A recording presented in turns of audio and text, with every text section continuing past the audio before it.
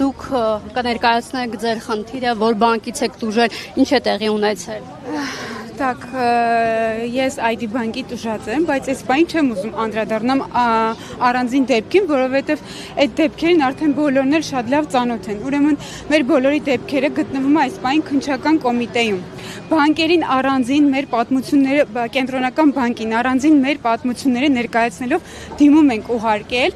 որին ի պատասխան, ինչպես տեսակ, բոլորը ստացել ենք նույնատիպ գրություններ, ոչինչ չասող։ Մասնակ գրությունում ինչ այն մասնավորապես պատասխանը։ Կարդաց մեր մյուս տուժածներից մեկը կարդաց գրությունը, ոչ մի նույնատիպ, լրիվ նույնատիպ, միայն փոխվում է անուն, ազգանունը։ Ու կարող եմ ասել, որ այս մեր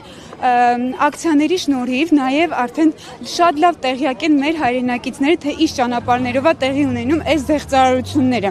Բայց արի ու տես, որ տեղեկացված լինելով հանդերձ, մեր շարքերը ամեն օր համալրվում են նոր քաղաքացիներով ու հարց է առաջանում, ինչպես է բանկը, ոնց է կարողանում ասի, որ ինքը իր անվտանգության համակարգում կատարում է նոր աշխատանքներ, նոր փոփոխություններ, որ միևնույնն է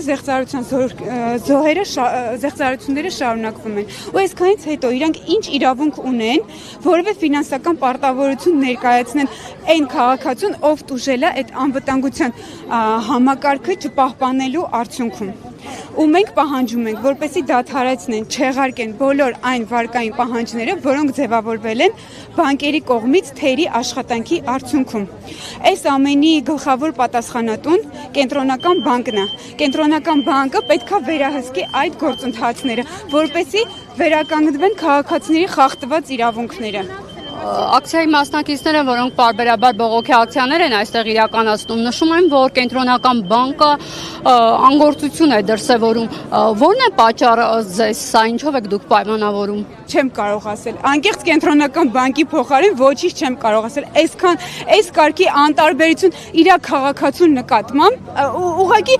ամոթ է։ Անկեղծ չեմ կարող ինչ որ պատասխան տալ իր փոխարեն։ Ոչ մի արդարացում չունեմ։